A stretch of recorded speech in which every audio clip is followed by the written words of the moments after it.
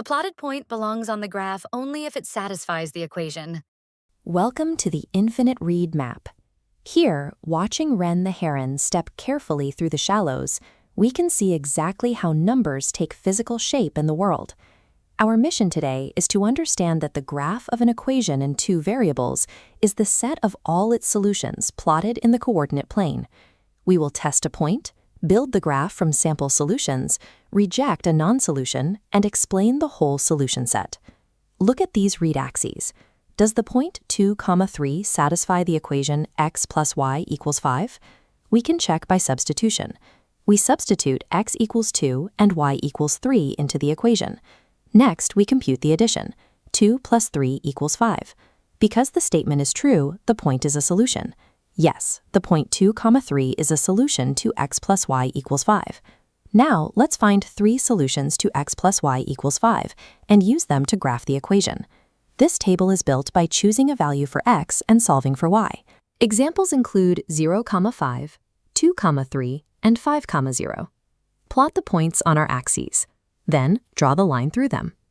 3 sample solutions are 0, 5, 2, 3, and 5, 0, and they lie on the same line. Look at this isolated point. Why is the point 1, 1 not on the graph of x plus y equals 5? We substitute x equals 1 and y equals 1. When we compute 1 plus 1, the result is 2.